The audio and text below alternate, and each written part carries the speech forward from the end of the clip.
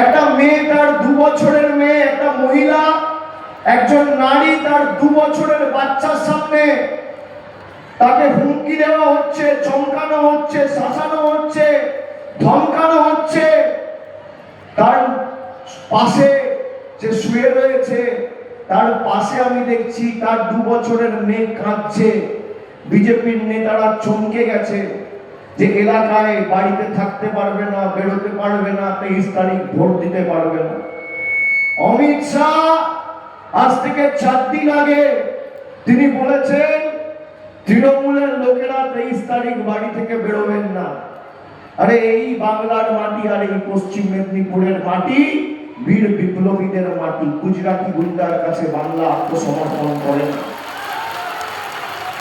আমি অমিত শাহকে চ্যালেঞ্জ করব, যদি আপনার বুকের পাটা থাকে আর বাপের বেটা হন, 4 তারিখ কলকাতায় থাকবেন, 12টার পর দেখা হবে। কত বড় গুন্ডা আপনি আর কত আপনার ক্ষমতা, 4 তারিখ দেখা হবে। খেলা তোমরা শুরু করেছো, শেষ তৃণমূল করবে।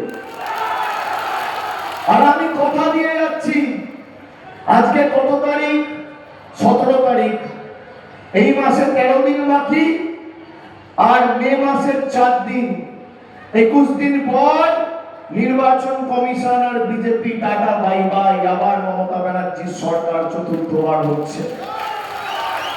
21 দিন পরে আমার কাছে নাম রয়েছে যারা এই ঘটনা ঘটেছে, যারা এই বাচ্চাটাকে ধমকেছে, সাথীকে গিয়ে চমকেছে, শারীরিক ভাবে অত্যাচার করেছে, হেনস্থা করেছে। আমি নামগুলো নিয়ে যাচ্ছি। আর বিজেপি নেতাদের আমি অনুরোধ করব, যদি আপনারা কোথাও ভাবেন লম্ফচম্প করে এলাকার শান্তি শৃঙ্খলা নষ্ট করবেন, 4 তারিখ কিন্তু রবীন্দ্রসঙ্গীতের সাথে ডিজে বাজবে।